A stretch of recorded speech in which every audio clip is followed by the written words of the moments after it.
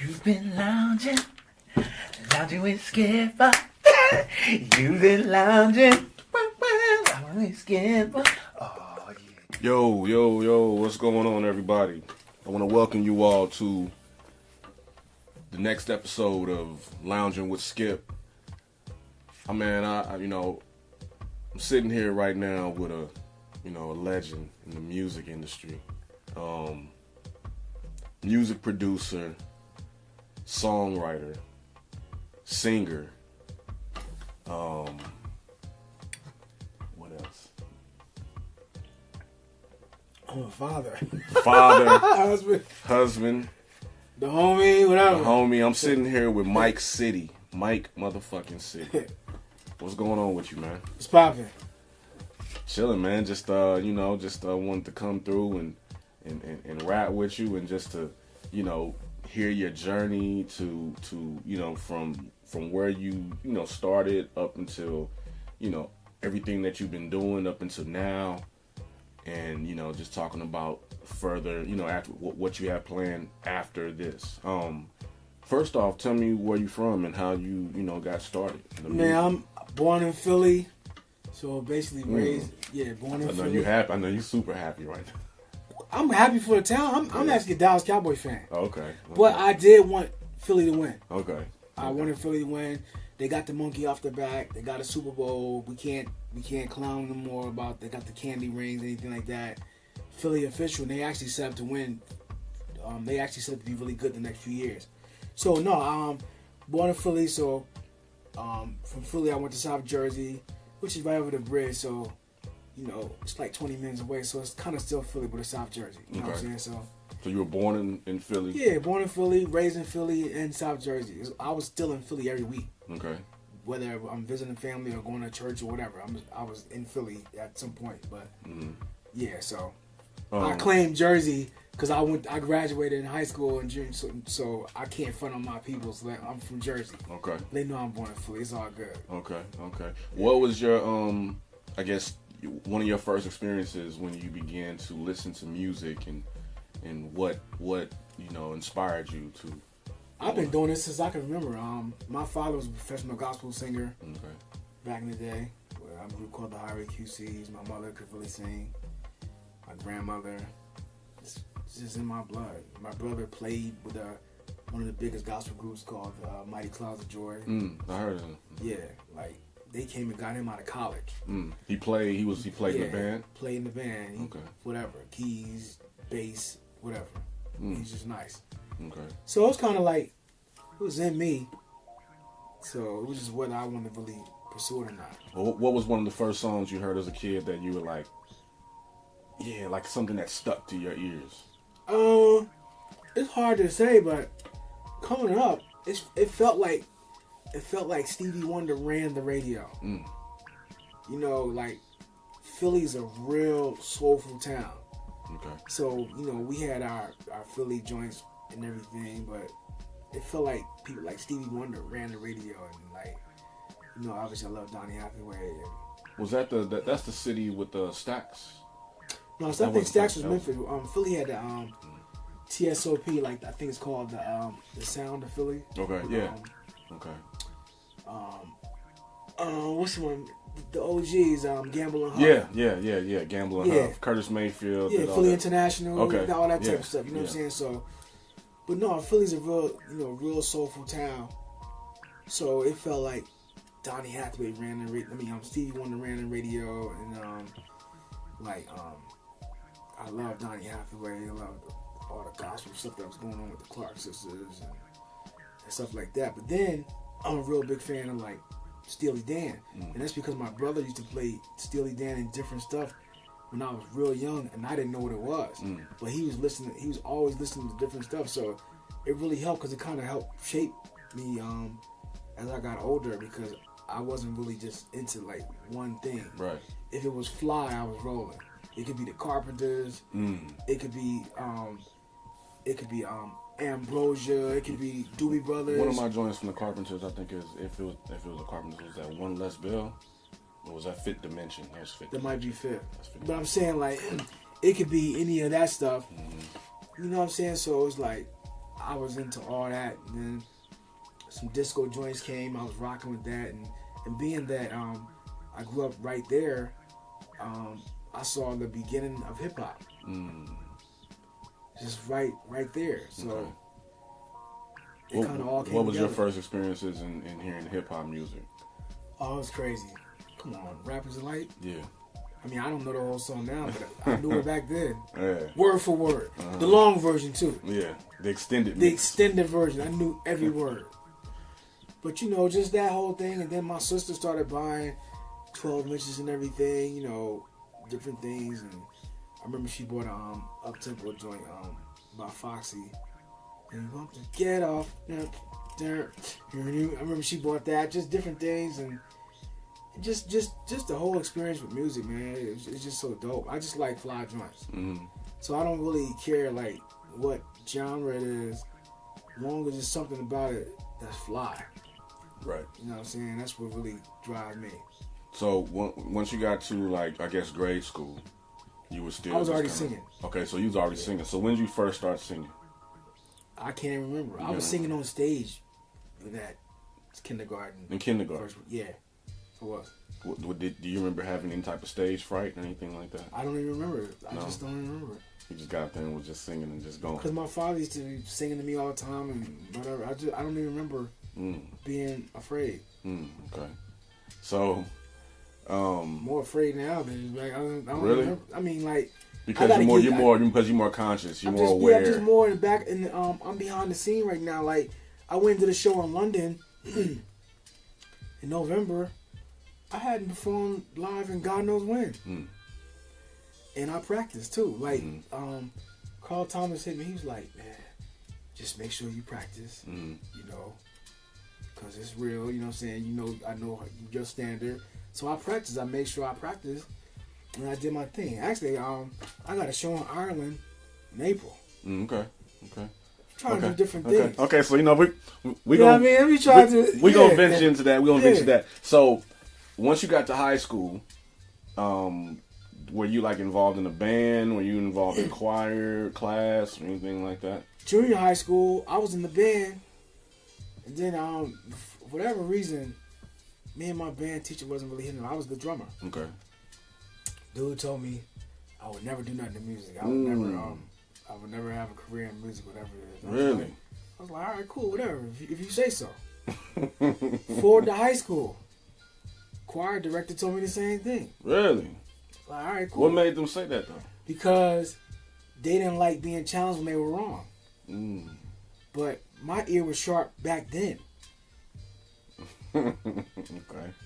There's right and there's wrong. Right. And there's no like, it's what it is. What was the particular incident that occurred? To It was where probably about some pitch or something was going on and everything. And whatever was going on, they didn't like probably being challenged by a young by a dude. young kid. I was like, no, that's wrong. You can't tell him. But it's wrong though. Like, you don't have no word, you know. Like, Okay. prove them wrong. Right. So this was all in high school. And this was crazy. When I got to college, I wasn't even trying to be a music major. I was kind of like, all right, whatever. You go to college and what was be a your business major. Okay. I changed the music after Boys the Men came out. Because Wanye's stepmom used to be my home teacher. Her name was Miss Thornton. So I used to see Wanye when he was a little youngin', and she was with his pops and everything. Next thing I know, I'm in college down south. Like, yo, Michael Perry signed this group, Boys the Men, Philly, blah, blah, blah. What school did you go to? North Carolina Central. Okay. In Durham. I was like, word. And Wanye went to my high school. Just like Yeah. Ryan. We all went to Wilbur High. And matter of fact, Ryan and Wanye kind of around the same time, I think. Okay. They crossed each other definitely at some point. I think I just missed them. I definitely missed them, but I think He was earlier. I think they crossed each other at some point. But and they was like, yo, Boys the Man, and I looked at it, it's like, why? I was like, is that dude? I was like, is that? And I started calling. I was like, yeah. I was like, what? So it started going on. I was like, yo, dope, right? Mm-hmm. Boys and Men Blue, I was like, I gotta get back into music. I'm playing around right now. So this was the Motown Philly. Yes, that whole album. I was like, I'm playing with it right now. I was like, I need, like, you know what I'm saying? I was like, I'm nice. I need to make sure I go ahead and get in. Because, you know, back then, nobody really knew. And I was down south, so it was kind of hard to really get plugs down south. It's not like today, you could be anywhere. Yeah. And you can get it popping. Literally, you could be in Fargo, North Dakota. If you hot, you could figure it out. Right. You know what I'm saying? Yeah. It wasn't like that back then. Right, the internet changed. Yeah, it changed everything. We literally had to go to New York or LA. Atlanta wasn't an option, and Detroit was no longer an option. So, so this was like 91. yeah, this is Boys to Men. Yeah, this was pre Babyface and I'm going to Atlanta. Okay. You know what I'm saying? Like, Atlanta wasn't really an option to be going and get deals and stuff like that. So what I did, I went and changed my major to music. So I got a Bachelor of Arts, concentration of voice and everything. But yeah, that kind of altered that portion of it. I probably would have got back into music anyway. I've been doing it forever, like from playing the drums to playing the bass. I started messing with the keyboards later just because I had to, because I wanted to produce. It was never my desire to really, like, I'm going to be a piano player. My finger's too short. Really. I think you need to have longer fingers to really be nice and to reach all the, you know what I'm saying? Yeah. So, but yeah, so that's what happened with that. And then in college, me and a couple of my guys, we started a group. And so the name of the group was? Choice. We was rocking on the radio. Like, we was literally getting played. In the city? In Durham? Yeah, we doing shows with national artists. Rocking. Now, who did the tracks? I did the tracks. Okay. So by you seeing Wanye and doing all that, you was like, okay, you know what, let me switch up. What was the first piece of equipment that you got when you started making the tracks? Well, here's the thing about it, though. Even though I didn't go down to college on to be a music major, I still had my stuff with me. I had a Yamaha. I forgot the drum machine. Was it DR60? I don't know what it was. I had a Yamaha drum machine. I think it was a Yamaha. And I had what did I have? A DX100 keyboard. Okay. The little small one, the little shorter version of a DX7. So I was messing around in the dorm on that back then. So then we linked up. One of my dudes was an Alpha. Now at this time, because you played Iota. Okay, so you're Iota. But he was an Alpha. That's still my man. He's from Jersey. So he had knew this dude with a studio. We started going in the studio and rocking in his studio. And what did they have? They had our first track was done. I produced it, but I didn't program it. My man Daniel produced it. And we was with my man Eli Brownhouse and Aaron Speller. That's my man. He introduced us. I think Daniel programmed it. I think it was a D50. What's that? What is it? So like back then, how much was like studio time when you all went up in there? What was you all paying like? My man had it in his crib. We didn't even pay no studio time. Okay. He started managing us. Okay. So, but we was nice. And what is it? Roland D50, I think. Okay. So we had a joint out called 11 When You Smile. It was rocking on the radio. It's called what? 11 When You Smile. 11 When You Smile. It was popping. It was a hot joint. So he's doing it was shows in the and mix. everything. It was in the mix. Yeah, it was rocking. It was like it was an R&B / slower house type of joint. I mean, I'm from Jersey, so I grew up on house. So you know what I'm saying? Like, that's the thing about it too. I grew up on so many different genres of music that I like doing all types of different stuff. On Rihanna, I did a reggae record. It's a real reggae record. But I used to listen to reggae every Saturday. You know, I'm watching Kung Fu, and then I'll start listening to the reggae on the you know, they had the pirate stations back then. So I'm listening to reggae every Saturday. Okay. So I'm listening to reggae, I'm listening to house, I'm encompassing all that music back then. So that really helped me out. So fast forward to college, we doing the records and everything. And then what happened after that? I think I bought an ASR 10 at some point. And then my man in the studio. Which one, the keyboard one or the keyboard one? As you can see, I got it's over there. Two. Oh yeah, I see it over two there. over there in the corner right now. I think I got 4. Yeah, the ASR 10 was everybody was rocking with that. Because that was like an up from the EPS. My brother had the EPS and I got the ASR10. And that's the thing about it. I've never done a beat on an MPC. I don't even know how to use MPC. I only used to use it for time lock to lock the empty. But I've never done a track on the MPC. No, I went from the ASR10 to Logic. Wow. Because I was on the ASR10 early 90s. Damn. And I just got off like 2008 and I went cold turkey. I went cold turkey. I'm going to get back to this, but I went cold turkey because if I didn't go cold turkey, I'd still be using it. That's how nice I was on it. To make things... So, hold on a minute. Okay, so Carl Thomas's the piano, all that was ASR10. ASR10. Wow, okay. All my records up to 2008, ASR10. Wow. So even when dudes was on computers and all that, I was still killing them with the ASR10. Because, it was like, it was a creature of habit. Like, I really knew... How to work it. I knew like, everybody do their own thing on it. Because you had your own sound. You had your own sound. I've seen Timbaland do his thing on it.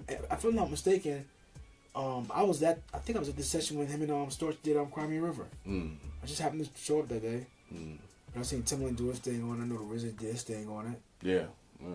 Who else was doing their thing on it? I think Dre and Vidal was doing their thing on it. Was Pharrell doing it too? Pharrell might have been doing it. Yeah, you know what? Matter of fact, because I seen him when on YouTube he was producing some record for some chick, and I saw ASR10.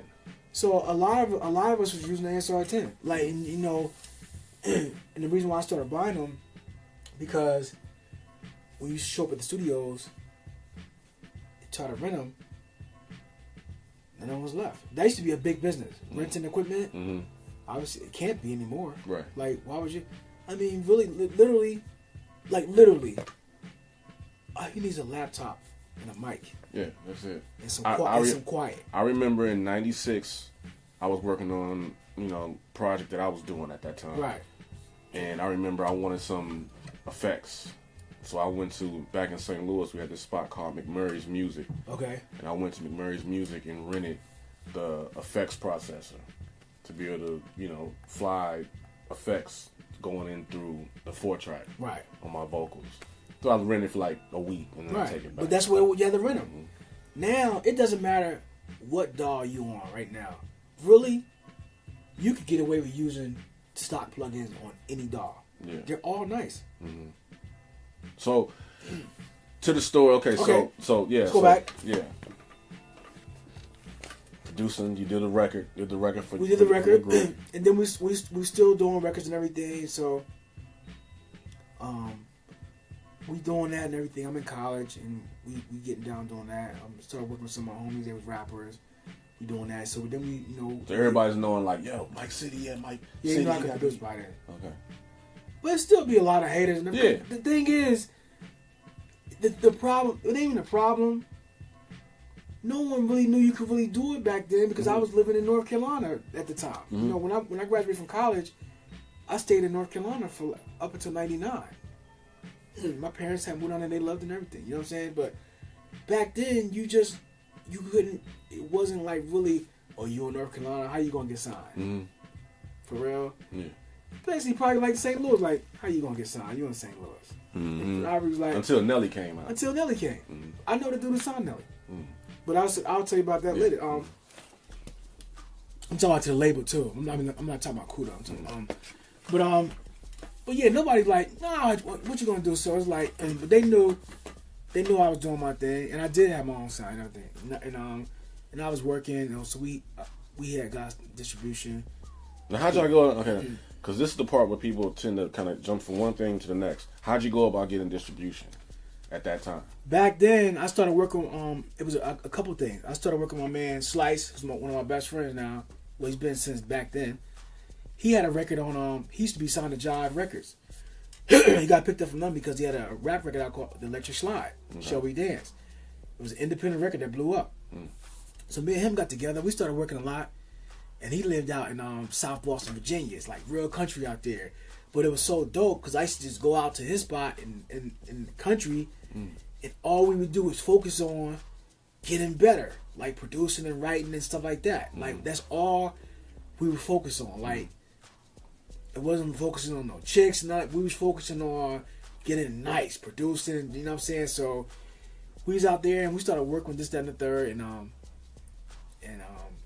we did a project, and it was on a 4-track. We just found a way to get everything through the 4-track, and with the vocals and this, that, and the third, and we ended up getting the project signed to Freeze Records, Freeze Priority. Okay. They liked the stuff we sent. They liked it. Same time, I had my other dudes, Lost Souls. We were doing some records up in North Carolina at my man's studio. We ended up getting distribution with Ichiban. Okay. You know what I'm saying? With that. Then I did a project. I ended up getting distribution with Inner Sound. Damn, so we started moving like low y'all key. Was doing your own projects? Yeah, we was like we low key trying to get involved and. Now, what year was this? What year? All this was starting to happen like between 95, 97. It started popping up like that, and even with the Lost Souls and with the Flame Rotation stuff.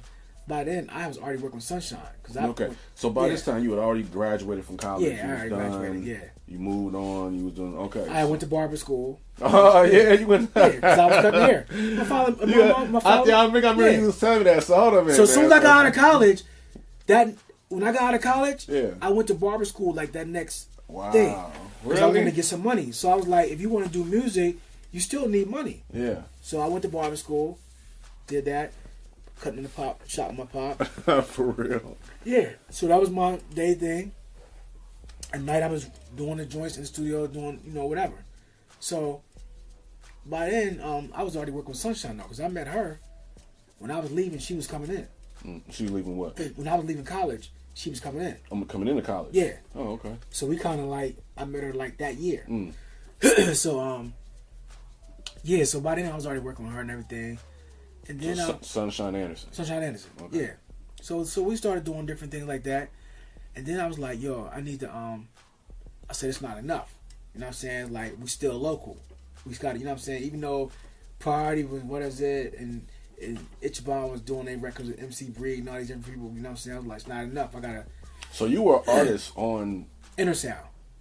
But what was Ichiban? Ichiban was dudes I was working with called the Lost Souls, my homeboys. And they were signed to the label. That's the same label that MC Breed was signed to. Yeah, we had started our own label, and they was we got a distribution deal through them. Okay. So, and in the same token, I had a crew that I was running with in Virginia called the Flame Rotation, but I couldn't sign that contract because I did the Inner Sound deal. Okay. So I couldn't even really per se be in the group, but I was still on the records and everything. Okay. So. So you wanted to be? You said we're local. Yeah, I was like, it's we're doing something, but it's whatever. So I started going to conferences and different things. Spending my own money. Phone bill back in the day because they didn't have these things back in the day. I had MCI. Man, your phone bill used to be like $700. It was real. Yeah. Phone bill was higher than my rent. So roaming charges. I started meeting people and everything. So then, what was the first conference you went to? You remember that? The hip hop conference, I think, in DC. Okay. That's where I met Hev there. God bless it there. I met Reggie Osei. God bless. I met my lawyer there. Hev was my man. I met Puff there. You just approached these guys like? Yeah, I mean, like it was a conference, and I remember with Puff. Puff was up there talking, craziest thing ever because it wound up happening. Puff was up there talking on stage. I had a sign up. I said, "Yo, put me on." You had a sign? I drew a sign. I said, "Yo, put me on. I'm nice." 100. And my man can verify. He's sitting in the lab. He's like, "Yo," I said, "Yo, put me on." Mm-hmm. This was like 94, 95. Bad Boy was just jumping off. Yeah. I met Biggie down south. Biggie used to hustle down south. So I met him down there. I was like, "Yo, put me on." Not knowing that my first major placement would be with him, but it wasn't my first major label placement though. My first major label placement was with what's my man name? From San Francisco. Singer? Rapping Forte. Rapping Forte. Yep. You had a placement on his album. Two placements. Yep. And what album was that? It was the second album. It was on Virgin Records. And what happened was what year was this? I forgot. I flew out to Gavin Sessions, which was a convention. Okay. I met some people and everything, and I was like, the Bay Area, okay, they got the sound. I was like, I could do that. So I went home and cooked up some beats and sent it. Like I was. That's why I knew I was supposed to do this. Like you know how when you send unsolicited music, whatever it is, yeah, man, people hit me back about my joints. It's like, yo, what's this? So my man was like, yo, I want to rock with you.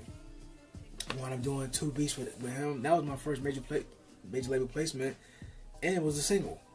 Just did a video for it. What's the name of the song? And Money Makes the Man. Money Makes the Man. Yup. That was his. That was Mike City's first placement with Yep. Rappin' Forte. Rappin' Forte. Rappin' Forte. Forte. Yup. Okay. Straight from the Bay. Straight from the Bay. So that was that.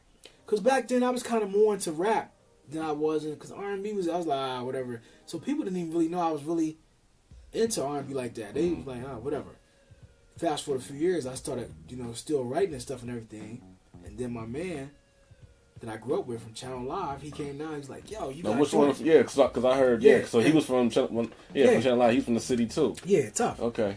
So Tough was like, "Yo, you got joints." So he was like, "Yo, you gonna release these? Or you might want to get someone else to do." I was like, "I'm gonna put them on." He was like, "Yo, I might could get these somebody, because him and Carl was cool. They was kind of managed by the same people." So he sent it to Carl and everything. Carl loved it, whatever was going on. Now, no one knew what Carl Thomas was at this time. Not really, but he was singing on I've Been Around the World and all those records, but they didn't really know him as a solo artist by then. That's right. So the first time I went to Daddy's house, it was weird because by then I was working with my man and they were signing Rough Riders. That's my man went to college with, my man A.G. Thomas. But first of all, A.G. Thomas was signed to Capitol back in the day, the same time Channel Live was signed. So the first time I came to Cali was because of A.G. Because Malik Levy, who was my guy, he was the A&R. So he flew me. I met them at a studio in Virginia Beach, messing with Yag Fu Front. Because Yag Fu Front got him the deal. It's all connected. It's all connected. Okay. And I went to college with one of Yag Fu Front. Okay. So it's all connected. So that's how I got to L.A. So me and AG up in we in Yonkers and everything. They were the Rough Riders, YD and they up in this crib, man. I promise you, it was like 7 dogs up in the crib. I was like, what kind of foolishness is this? Is that the Rough Riders? With my man and I was standing there, I was like, y'all living in a kennel right now. It was like dogs. Go to the Rough Rider studio, dogs up. They was really on that. So I go to Daddy's house with a couple of Rough Rider dudes, and they had the Rough Rider shirts on, and that's when Puff was, I think, getting into it with the Locks. Okay. Free the Locks, whatever. Got you. I go up in Daddy's house. We the only 9 bad boy people up in there. Puff like, yo, who's all these niggas, man? You know what I'm saying? What's going on? Blah, blah, blah. You know I'm doing my work, whatever. They kick us out the studio. I get kicked out of Daddy's house, straight up. So you went from seeing him at the conference. That was a few years earlier. He didn't even remember that. Right. And he wouldn't remember now unless I remind him. Because I've never even talked to him about that again. It was all love after that, whatever. But, so, he kicked me out. I swear, within a week, he finally heard I Wish. I went from getting kicked out to I was recording the biggest studios in New York. So, I Wish, that was a record that you wrote. Yeah. You sung it. Yeah, it was my demo. It was your demo. Yeah. It was your record. Yeah. Now, was you planning on putting that song out for you? Yeah. At some point. So the infamous pianos. Dun dun dun dun. Yep. Dun dun dun dun. And then the drums is coming. Now the drums coming real heavy. But I told you I was on some rap stuff. Yeah. So I wanted it to feel like a hip hop record. Yeah. Because when I first did the track, I didn't know I was gonna write I Wish over it because that's a true story. The beat. I'm talking about the song. It really happened. The chick was really married. Fine as man, listen. Fine, dark as the night. She was bad. 100. But you wish you never met her. Man, because it was like, but I'm glad I met her. It was like, and that's so dope because I remember when that record came out, I was like, I was dealing with a situation at that time. I was like, man, I wish I never met this chick. Because it's like you wouldn't even be in that situation. Like I'd be on whatever I'm doing. So yeah, that's what happened. It like really went from like getting kicked out to Puff heard it, he was like, yo, this joint is alright. Like, because at first, a lot of the people in, I guess, the Bad Boys, like, yo, who's this nigga from North Carolina? You know what I'm saying? And even if I was from North Carolina, I'm not, but I was living out there now. They ain't know. I'm like, I'm from up north. I just stayed down here. But even if I was from there, it doesn't even matter if you got joints. Because by then, Jodeci had already popped. Come on, it was already, you know, so. I got an interesting question. How did you feel as the writer of the record, the artist that was singing it, all that, to let your record go like that, and knowing that, man, that was me. You know what I mean? How did that feel? At first, it was weird because it was like, but then I was like, oh, it's cool because Carl killed it. You know what I'm saying? I was like, he sounded dope on it, but you know, because I was still on some artist stuff back then, so I wasn't really. It was like at first it was weird. But I was like, oh, this could be a whole nother lane. I didn't even really think about really just writing R&B because I wasn't really.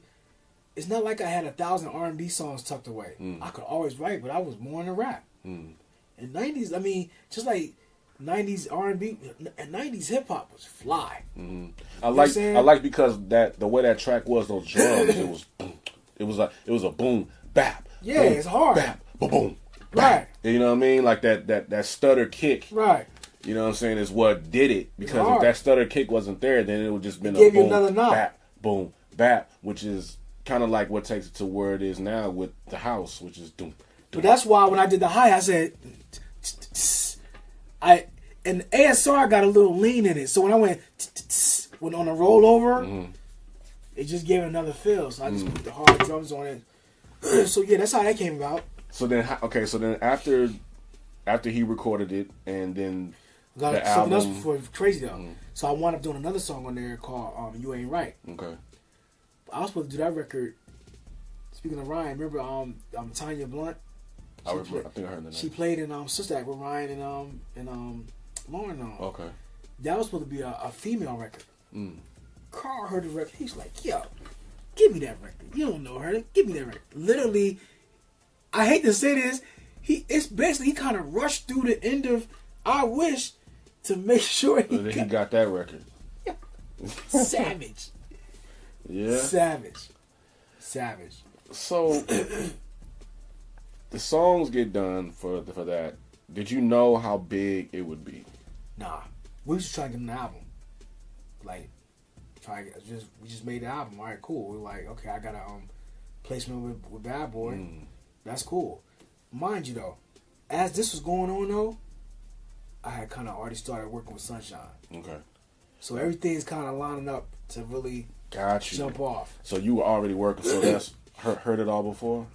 I did Heard It All before, and wait a minute, how can I explain this? Yeah, I did Heard It All before, and I Wish in the same year. I did I Wish earlier in the year, like in June, and then I did which was 99, I think. And I did Heard It All before in the fall. Okay. I did I Wish in New York, and then I did Heard It All before in the fall out here. Cause in between that, I was in Houston for a month or something. That's with my man Little Troy. We met through some mutual friends, and that's when he had that "Wanna Be a Baller." Yeah. Cause I'm telling you, you'd be surprised who know who. So you was down there working with Little Troy too? I was down there messing with him like a month, just doing some different things, trying to figure out there. So at this point, you knew it was like, okay, this is what I'm in. Like I'm going. And I had told my pop, I was like, listen, I said, with the Carl thing, I didn't even know it was gonna be a single, but I was like, if I get a top 20 record or something, I'll really focus on really doing a producer thing and everything like that. He's like, that's fair, you know what I'm saying? Like, how you know it's gonna go number one? Well, how you know it's gonna be a single? So, but when did you find out it was gonna be a single? We found out because they tried to come with another thing first, and it didn't work. And the next thing I know, they was like, yo, we gonna come with the I Wish joint. And they put I Wish on a sampler back in the day. It was these little samplers going on. And it jumped off. He was like, oh. So that's what happened. It was them keys when it started in and that part, I wish I never met her. Yeah, he sounded crazy, right? Right. Because it was like, but it fit Bad Boy. It was really a hip-hop R&B record. Yeah. So it really fit. Yeah, it did. So and the way it looked and everything like it that. Was right. You know what I'm saying? It fit the vibe. But it's crazy though, man, because it's just a small world. It's so small. I haven't seen my man. I need to get in touch with him. But my man Elton Brand, I knew Elton and Corey when they played at Duke. Okay. And that was my guy. And me and him and my man Brian Dawson. Brian Dawson, he runs Raleigh Durham. Like, that's my guy. He's on the radio out there. He threw the biggest parties. So we used to all kicking at Brian's spot and everything. I'm probably one of the first people who knew they was going to the draft. You know what I'm saying? And if I wasn't in New York doing I might have went to the draft. Because the draft was like the same weekend I was up working with Carl now. You know what I'm saying? So it's just crazy how full circle everything came, because like a couple years later, I end up in LA. Then Corey get traded here from Orlando. Then Elton get traded here from Chicago. It's just crazy. And me and Elton, we was going to do a label back in the day. We just didn't do it. Just didn't work out and everything. Yeah, but So with Sunshine Anderson, heard it all before. How did that whole project come about with her getting her deal and you getting involved with it? Then you do like all the entire album or something like that? Except 2 songs, yeah. Yeah. Well, so she trusted your judgment. She trusted, you and the production, and to just say, because I had been working since 92, 93. You know what I'm saying? So, but and it's crazy because when I was working on her project, it didn't take long to get her. That was like the second or third song we did. That happened early. Real, like, you know how people say some songs happen late in the project? Yeah. Nah, we knew what that was early. Yeah, we knew what that was early. What are like some like a yeah, we wanted to take it back and just have it fly. Yeah. But we knew what that was. What other records was on? That was like single. Lunch or Dinner was a joint that charted pretty good. But the problem with her album, actually, like I think the platinum single and gold album, the label kind of disbanded in the middle of the project. So it was kind of like, it's kind of bad. But yeah, we was working on that project because excuse me, dude I grew up with started a label. My man Chris Gawley, he started a label with Mark Sparks. Mark Sparks had did Shoot for Salt and Pepper, big records like that. That record was #1. Now during this time, this is when it was like, okay, who was this cat? And I remember, and then because I know it was certain sounds that you would use in your production. Now I know on the one record you did with the guy, Dave Hollister? Not Dave Hollister yet. Jimmy Cozier? Him. His song was what again? She's All I Got. Okay, right. Does you love me? Right. Right. Okay, so you had that little twang. Now it's like a lead. Yeah. Now that was the same kind of sound that was used for Glenn Lewis. Did you produce and work on Glenn Lewis? A lot of people thought I did, but that was Dre and Vidal. I was actually supposed to be on that project. I don't know what happened, but I was actually I met with the people at Epic about that project even before that record was created. Man, that kind of sounds like you ran with your sound. Because them dudes, they dope though. Oh no! It's crazy though because I met Dre and Vidal and Jazzy Jeff and who else? Like at the same time. Because all y'all from the same. But I didn't meet them till later. Okay, so y'all from the same same city? Same area. That's okay. So it's the same kind of vibe, same vibe. Okay, so and I met them but I met all of them at the same day at the same time. Okay. I went down to Touch of Jazz studio. Whatever happened with that Jimmy Coles, was it Jimmy Colzer? Jimmy started doing reggae stuff and different stuff like that. I wanted to do more on the album, but I came at the end of the album. The budget was closed and everything, and it was still a single. But I wanted to do more because I wanted to give it more of that sound and influence it more. And it's still, that single blew. I mean, that single's everywhere. So after that, what? I did Dave Hollister before. Okay. Yeah. Now let's get to Dave Hollister. So he just broke away from Blackstreet. Yeah, but I was on his second solo album. Okay. Yeah. And when you got on that album, what was that like? It was incredible. I knew I had to come with it and everything. What single off that? I did One Woman Man. One Woman Man. And he didn't want to do it at first either. No? You wrote that record? Yeah. So were those one of the records that you already recorded yourself? And nope, I wrote that for him. I did the track a while back, and it's funny because I tried to get that track to John B. I gave it to his A&R. The A&R didn't hear it. So I wanted to write a song for Dave. I was like, Dave, you need this, man. It's good for your marriage. This is a good record for your, you know. Nah, I don't want to do it. Nah, City, nah. And he wound up doing it. And it jumped off. So how did that make you feel? How something like that, when you see, okay, so this was, you know, by that, Carl Thomas, all that, at this point, where is Mike City at in his life, in his mind, in his vibe? Are you just like, yeah, all right, you know what I mean? Like, I'm like, this is what I do. Let's keep it going. Like even right now, I still can do that. The game dictates what, you know what I'm saying? Like, as you see how I transfer to the house stuff and everything, I'm blessed. I can write. I can produce too.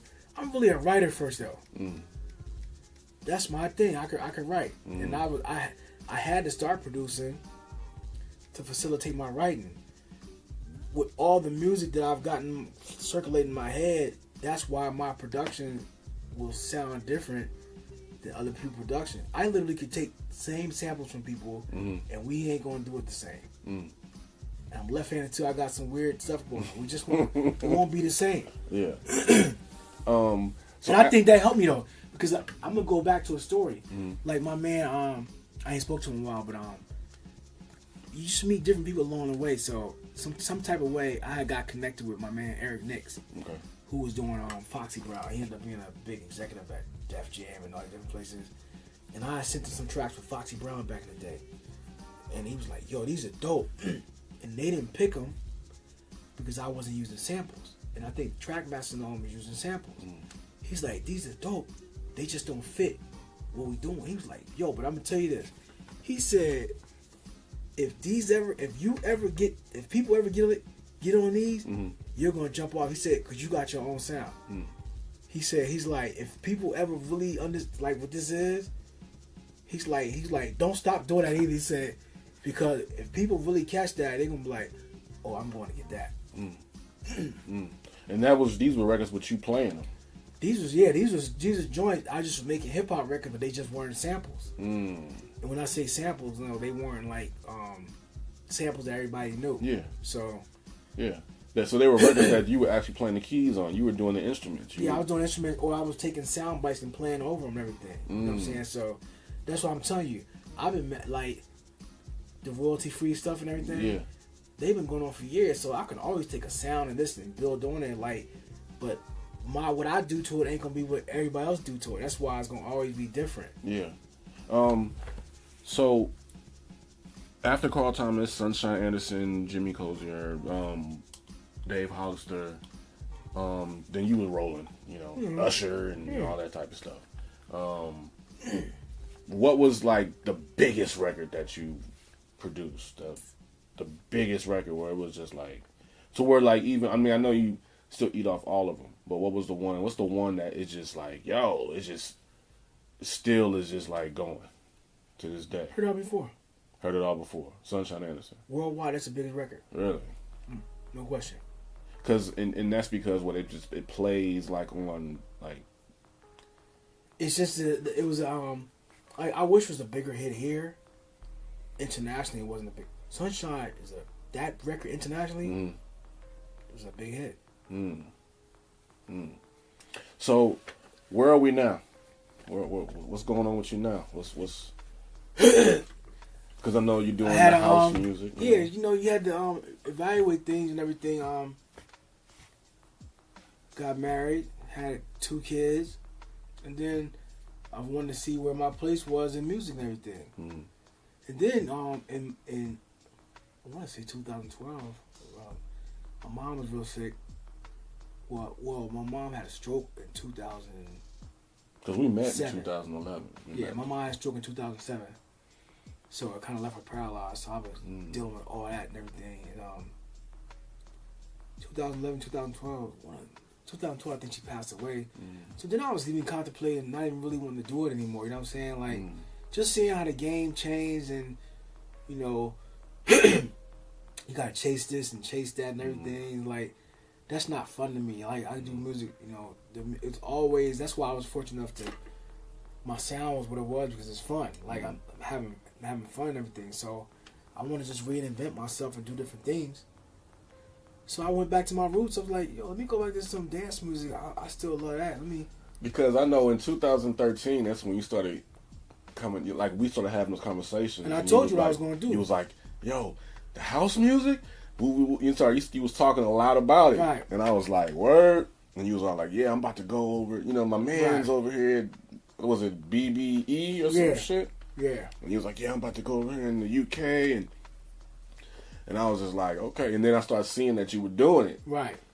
And how was your experience over there in just when you first got involved? Because I love London. Like, probably, if I wasn't married, I might would live in London. Mm. I still could end up telling my wife we gonna go to London at some point. I love London. The energy is crazy there, but just finding your way in there and everything, and like we was saying earlier, like now, I'm trying to focus on getting more involved with film and TV. Mm-hmm. That's where a lot of things are headed, because when we grew up, there were maybe five to seven TV stations. Now you can't even count them all. Yeah. You got Hulu. There's so many. And you know what I'm saying? And that's the thing about it. People don't understand, like, that's why I was blessed to, have a career, because I write and produce. Mm-hmm. And I'll do either one. And people didn't know I sang. Mm-hmm. So, but I actually that's me singing on Heard Out Before. I sang on the Sunshine album. Oh, Heard Out Before? I'm literally the dude singing the hook. If you listen to the dude. It's like a up underneath? Yeah. Okay. So I've always been, I'm singing in the background a lot of my records anyway. But I was like, let me pick up the mic again and dust off the vocal cords. So how's the house music been doing? So you put out an album, a house music album. What's the name of that project? Mike City presents the Feel Good Agenda Volume 1. And who's all on that? Let me see. We got Faith, Dwelle, Carl Thomas, Teacher Moses, Mesa Lee, my homegirl Kristen Johnson, Terry Walker, my homegirl from London, Junior from Mama Used to Say. Oh, yeah? And Layla Hathaway. Okay. You had just mentioned somebody in the beginning. What did you just say again? Dwelle? Yeah. Now, what records did you do for him? I know it was a single you did, like, was it 2012? No, we got a bunch of singles. I did, I think I Love You was the first single we did. Mm. And that did pretty well. And we did, What's Not to Love. Mm. Then we did, What Profit. And Fife was on a remix of that. Yeah. Then we did the, thing, Wanna Dance last year, with Fife and Dwelle. I got a couple Fife records in the chamber too. Speaking of Fife, yeah. Because matter of fact, you had plugged me. Because he was liking that joint. Yeah. I don't know what happened, but he's put like yeah. Speaking of Fife, how did you all come about becoming real good friends? It's crazy because I had met Tribe throughout the years, but me and Fife started kicking in one day because one of my guys who does commercials and different stuff like that, they had shot something on Fife that what's the dude that the actor director that be spazzing out on Trump, what's his name? Michael Rappaport. Okay, the white dude. Yeah. Mm-hmm. He did something. We was in He did the documentary on Tribe Called Quest. Yeah, but we was doing something else, and I think he did a video on him or something, whatever was going on. Mm-hmm. And then me and Fife was over there. I went over there, and we was chopping it up. And Fife started going through my records. I was like, "Oh, you know my Joyce?" He's like, "Come on, son." He's like, "I wish I could sing." You know what I'm saying? So right from then, we started hitting it off, and we became really cool and everything. Mm-hmm. It's like I should be like, I was in touch with you like every week at some point. Mm-hmm. Like, even before he passed away, we had talked like a week and a half before that. Because I had to send him some files for a record. Mm-hmm. So, tragic. Yeah. His birthday was just passed. His birthday's the day after mine. Yeah. When's your birthday? November 19th. Okay. Yeah. So, the house album, how's that going? How's that project working? Because, it's interesting because I listened to that project, and it still has the sound that the from the I Wish and I got it. It has those records. Yeah. It has that vibe still. I sped up R&B. Yeah. That's what I did. I sped up R&B. Yeah, exactly. It's the same kind of vibe to it. Yeah. You can tell that, okay, yeah, this is you. This isn't like, and it has a certain kind of warmth sound to it too. And people like it. And I think, and at the end of the day, I actually think it's going to be bigger down the line. You know what I'm saying? Because, you know, I own that. So, yeah. And that type of music, it doesn't die. That type of music, at some point, it's like fine wine. Somebody gonna want to license. Yeah. That. Yeah. That's the dope thing about house music, and what I've noticed is house music. You can play house music from the '80s. It still sounds like on now. It doesn't date. It doesn't date. It doesn't date. And that's the dope thing about it, because really it's just that. Yep. And as long as you got some, and if you got any kind of melody or, you know, because there's different kinds of house. You got that abstract. Yeah. You know, now that tripped me out when I went to London. I was like, why they got so many different types of house? And now I get it, how they break it down differently and everything. But why is it? I don't know. They, you know, they kind of wanted to separate this, that, and the third. But the truth of the matter is, house runs the world. Musically, the 4 on the floor runs the world. Not trap. Not 4 on the floor. The 4 on the floor runs the world. Runs the world. It's the easiest beat to dance off of. Now that right there, that's a gem. It is though. That's a gem. Do you think that hip hop will go that route? Like, you know, a lot of times, you know, like trap nowadays is pretty much an advanced version of Too Short's. What's the? I mean, your man used it for the record up. What's the Too Short record he had back in the day? Freaky Tales. Yeah. Your man used it. Who? Rack It Up. Yeah. That's Too Short record. Yeah. I mean, he's straight. Yeah. I'm sure somebody getting a check because that's what it is. Yeah. That's Freaky Tales. That's Freaky Tales. But it's just dum, dum, dum, dum. Yeah. It's just more of a bounce. So the 4 on the floor. My thing is this. I like trap. My problem is, I feel like a lot of trap producers, that's all they know how to do. So it's all it is trap. So and it's so much of it devalues it. Not being funny. Whether it's here or Atlanta, you can go to a barbershop. They in the man. My man sent me a thing. They in the back of barbershops in Atlanta cooking, selling beats. Like got the studio back there to everything. It's crazy. It's like beats is straight up like drugs. Man, but it's like drugs that just basically it's like drugs that get to a point where everybody is selling it. Before it was like, it's kind of hard to get that product. Yeah. But now everybody got the product. So now it kind of, like you said, devalues the people that make the good. But like you got somebody like a Timberland, his trap sound is kind of like, but there's different variations of trap. There's like the rich trap, because like I feel like Migos, them guys is like rich trap music. Okay. But then you got cats like I don't know, Lil Pump. That's like hood trap music. Does that make sense? Well, is the Lil Pump the dude who's out of his deal? That Lil Pump is the white boy. Yeah. And the that way lets you know that there are no rules right now. Yeah. That record, it's just 2 verses. It ain't even 2 minutes.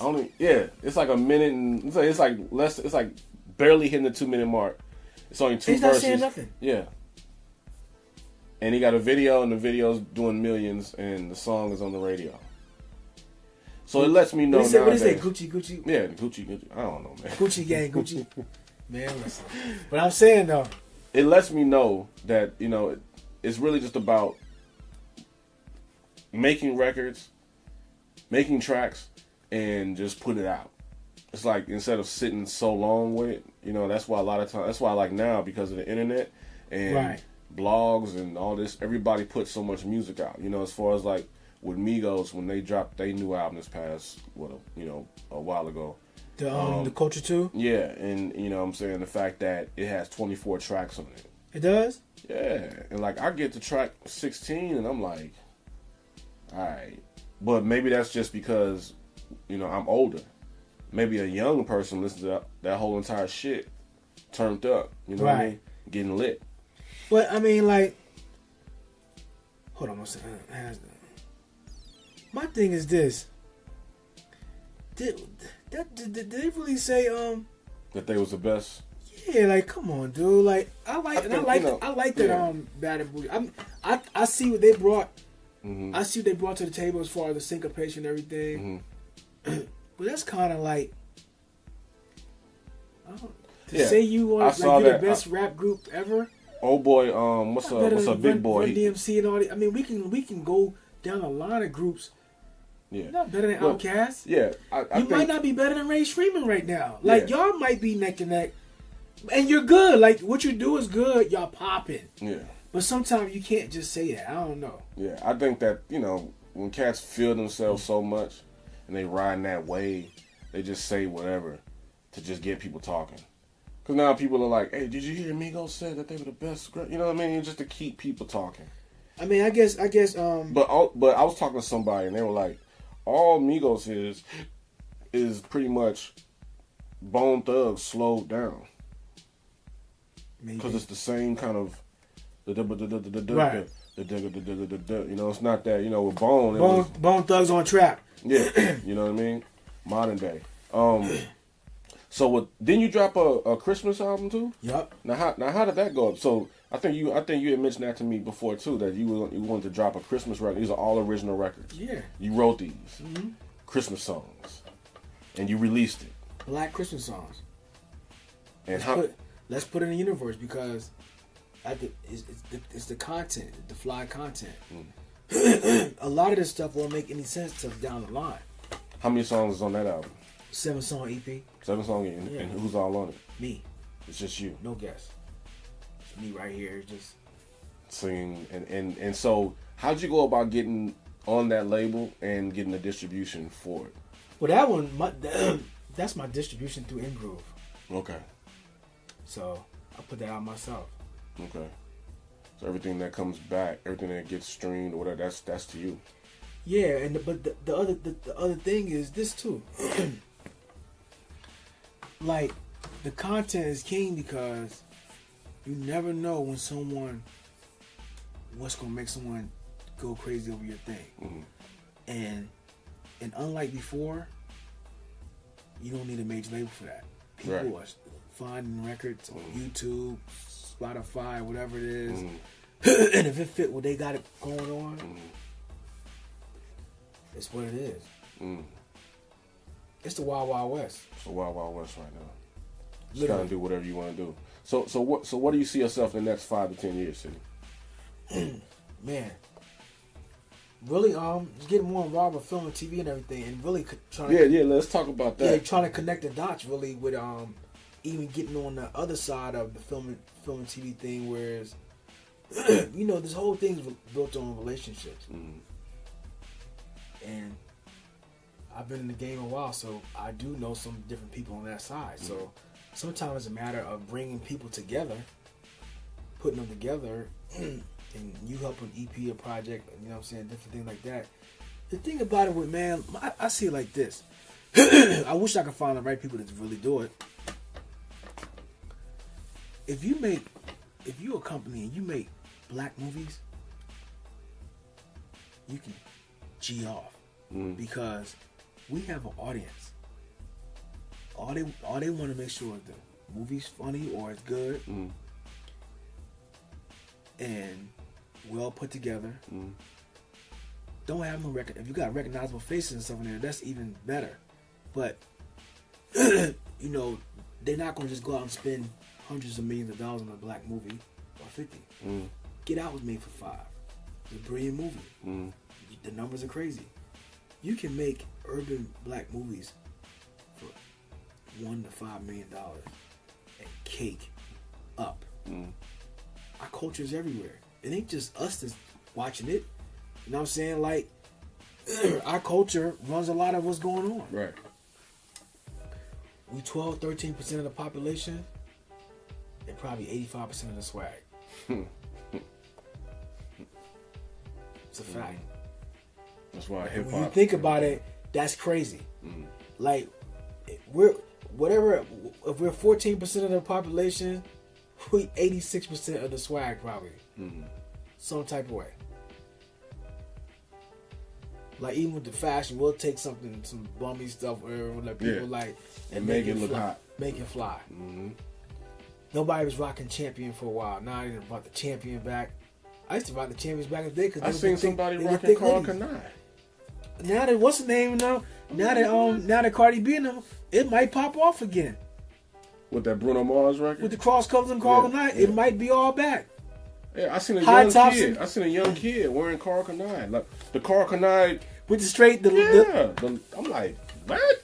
Like looking at that took me back to '93, and he was wearing it like just out and about on some regular type. So you know what I'm saying? So you got the Carl Kanai next. But I mean, would that be dope though? I mean, but it's cool when the kid wearing it. But would it be cool if like somebody like us we were wearing it? That look kind of. Wait a minute though. Anything can happen these days. Trump won. Anything can happen. Literally. If the right person rock it, and they rocking it with confidence, who gonna stop it? Bruno Mars basically done brought back cross colors. Yeah. It's interesting. Think about what I just said. Cross colors was out of here. Now, cross colors is sponsoring his tour. Really? So it's something that's telling me like it's a big world out here. Cross colors must have still been making some money somewhere, selling clothes somewhere, because you know FUBU still selling clothes outside the country, outside the country. And I think in what is it in Walmart they still doing stuff. They got clothes. I think so. Look at Shaq Dunkman shoes. People can laugh all they want to. Shaq is making money with them shoes. You got to think a lot of women they can't go out and get these Jordans whatever else. Right. But they can go to Walmart and pay that $20-$30 for them Dunkmans. Right. Shaq kicking up. Just on some side money, just for still caking but up. For someone else, it would be right. It would be caking up, right? But for him, it's just like I just some money put into my charity or something. Right. Whatever, you know what I'm saying? But like, he got the Dunkman things popping off in Walmart. It looks funny, but no, I'm saying like it looks funny, not the shoes, but it looks like that is in Walmart. But at the end of the day, most of these shoes are the same. Yeah. Now you have the extra special padding and some of the other stuff that make it cost more. Yeah. But unless it's that, they are the same. If you strip the name, they are the same. Yeah. I basically wear New Balance every day. Yeah. I sport New Balance sneakers. What is up? What if I say I sport New Balance sneakers because my son? You mentioned size that. 8 up your ass or something. Yeah, something like that, right? New Balance sneakers because my son is something. Yeah. No, I've rocked New Balance. I haven't rocked New Balance in hell. I've been on the just on the van, just some. Cool just some cool Cali stuff. Cool but that's what I'm saying. I didn't rock this type of stuff until I moved out here. You know what I mean? But no, like so. But with me, the New Balance it fits all criteria. They're fly, and they're comfortable. You can work out in them, and they don't cost that much. Like the other sneakers I used to wear. What I used to wear? Air Max. That was my joint. That was my go-to sneak. Like I've never really been a Jordan person. They're cool. I've never been an Air Force One person because they was heavy. I was like, if I'm gonna wear Air Force Ones, I might as well rock some Timberlands. Air Force Ones are heavy. Yeah. Right. So I went to Timberlands is real. Depending on what kind of Timberlands, Timberlands can be kind of clunky. Right, but I grew up with Timberlands. I mean, I got a fresh pair of Timberlands right now. Yeah. Never been worn. Like. That's just and I'm in yeah, like you gotta have them just let me rock. You know what I'm saying? Like they Timbs. I grew up, you had to have some Timbs. Yeah. But the New Balance, I go to New Balance outlet, buy a few pair, and be real comfortable. So, just what I'm saying before I wrap up. Okay. As far as this TV and film world, with the content and things of that nature, it's so much. The way that things are moving now is so much more for producers to basically get their feet involved in something. What would you tell an up-and-coming producer that wants to get involved musically, what it is? Like, what would you tell somebody of that person what they need to do in today's society, in today's age? Well, let's fast forward. If they're ready and if they're get it going, like, if they're dope, it's probably gonna be some libraries that want to mess with them. You know, music libraries. They go to the they have like the different things where they can connect with the TV production company, or this, that, and the third. Like, and there's people that never placed a record in their life making a living off of doing that. Yeah. You know what I'm saying? But with that, you got to make sure you don't sample records. You know what I'm saying? Like, you need the original work and everything. But like we discussed earlier, there's a whole bunch of there's another way to do that too. People sample from man, nobody come on nothing. People sample from royalty free. You've been coughing the whole. Yeah, no, I mean, I feel like I'm trying to beat something. I'm gonna go get some vitamin C. You know it's in the air too. But they got royalty free libraries. It's like if you know how to chop up samples and everything, or you play whatever it is, you gotta make your own stuff up and everything. But that's the way, because when you think about it, film and TV is everywhere. It consumes us, and they all need music. I never heard of Freeform until 2 weeks ago, 3 weeks ago, and I'm like, Freeform? What channel is this? And I think who's on Grownish on there? Yeah. And I'm like, what the hell is Freeform? Now, what channel is that? I don't even know. I just stumbled across. I seen it at a friend's house. He had it on TV, and I was like, Freeform, because they had it at the bottom of the screen, Freeform, and Grownish was on. And I was like, what channel is this? It's the whole station. And then on the Roku, they have Philo TV, Pulse TV. Those are whole different TV networks. Content.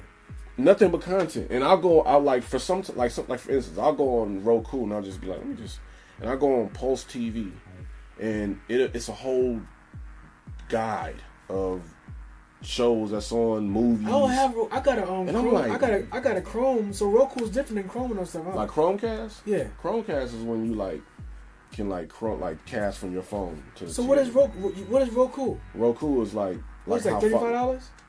It's like 60, something like that. $60. You got paid every month? No, you just pay one time. And it's like, and what does it give you? I mean, whatever you want. Like, you can put Netflix on it, Hulu. I got got Netflix. the Amazon's. I got Netflix. Yeah, Amazon Fire Stick does the same thing. Yeah, they be jailbreaking those joints like that. Yeah, but I'm saying, but you can still go on there and you can still they only jailbreak those for like Kodi. Right. But you can go on the Fire Stick and still download Sling TV. Oh, you can? Yeah, Sling TV, Netflix, all that. But I say that to say this is just now, 2018. Just think about what 2025 will be. And the more content and streaming will go. So everything they all need music. That's the thing about it. They all need music. So to an upcoming producer, basically what you're saying is, if they have artists or they seem to have a hard time getting in, whatever, don't just limit yourself to that. Don't go to maybe the TV. There's a whole realm. There's the whole realm for that. And if you good, there's a place. Matter of fact, I hate to say it. Damn, they ain't really gotta be good. We know the game. Like a lot of stuff you hear on TV, it ain't really good. It's background music. Just whatever. Just make some. You can literally make those in like 10 minutes. You can make beats on your phone these days. Oh, you know what I'm saying? It's like, so that's the game right now, man. Like, so if an artist out there right now is hearing this, R&B artist, whatever, and they want to, a house artist, and they want to connect with you, how can they contact you? They could hit me on one of my socials, but it's like, I can't reply to everything. It gotta be something that I really let me see. It gotta be something that I really wanna I'm tripping right now because as we're talking.